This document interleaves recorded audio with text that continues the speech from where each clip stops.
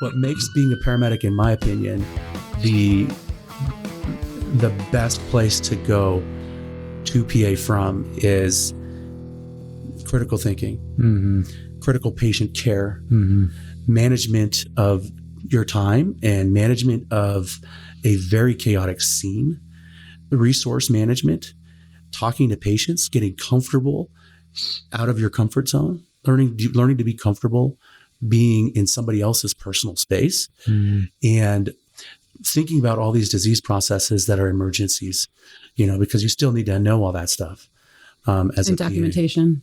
And how to write a chart, most of what I documented as a student was not different from what I wrote. It's a SOAP note. It's a SOAP note is a SOAP note. Yeah. So, you got subjective information, you got objective information.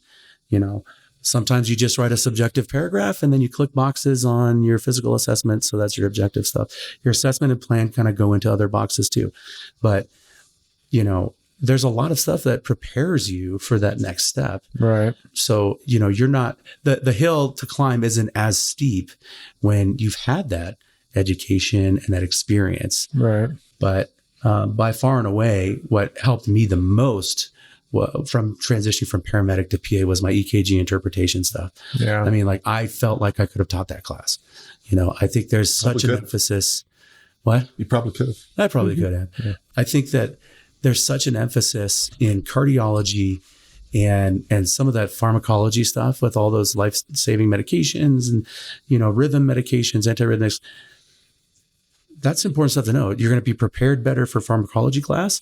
You're going to be prepared better for cardiology and your EKG classes. And you're going to be ready to see those patients independently on your clinical rotations and be an asset to the team. Right. You really are, but you're just going to have to pick up the slack and all the things you don't have any experience in. Yeah. But I know I've said it before, but, being a paramedic is a huge training ground for you to take the next step in medicine. Although I don't believe that most of medicine truly sees that or understands Yeah, that. I agree. I feel like there is a lot of a misunderstanding of the identity of what a paramedic does across the professionals in medicine. And I'm not going to name names or call anybody out, but there are people who work with paramedics seemingly, but have no idea what they do. Yeah. And it's unfortunate. Well, It really sometimes, is. people, even on the provider side, did you look at what patch, they have on their uniform? Because it makes a big difference. Are you really mad about their bad report? I'm like, well, I don't recognize that person. They're brand new. Were they a paramedic or an EMT? I don't know. They didn't look at the patch. I'm like, well, if they're a brand new EMT, that's why they gave a bad report. Give them a little bit of grace. Yeah. This is an experienced paramedic. Okay, I can see why you're a little upset. But it's most of medicine does not know the difference. And the ER is probably the exception, but most of medicine does not know the difference between an EMT and a paramedic. And I discovered that in PA school is no one really cares. No one knows the difference. And so, nobody really cares that I've done crazy stuff in the field, Everything you hear today from myself and my guests is opinion only and doesn't represent any organizations or companies that any of us are affiliated with. The stories you hear have been modified to protect patient privacy, and any resemblance to real individuals is coincidental. This is for educational and entertainment purposes only and should not be taken as medical advice nor used to diagnose any medical or healthcare conditions. I mean, how many Ambulance people asked driver. you if you drove the ambulance? Oh, you drove the ambulance. Ambulance driver.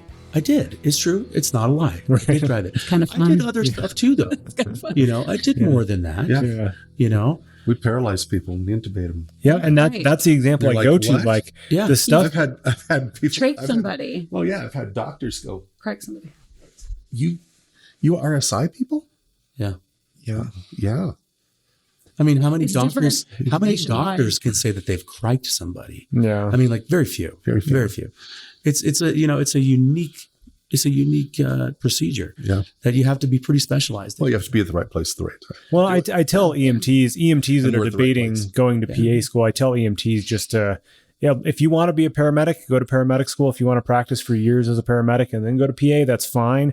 But if you're an EMT and the end goal is PA, practically it's going to help you to be a paramedic. But if your end goal is PA, it's not going to help you get in necessarily if you're a paramedic. It's going to help you a ton while you're in school. Yeah. It's going to help you a ton with all of that stuff, but it's not going to really help you get in because whoever interviews you and reviews your application is going to see EMT and paramedic, and that's equivalent to them. They don't know the difference. As an EMT, and I was a zero to hero. So I was never. She doesn't know what an EMT is. But if it were me, that I would try to be with as many paramedics, as many experienced, top of the list paramedics as possible. If I was an EMT going to PA school, because I'd want to learn and watch all these different seasoned medics do their thing.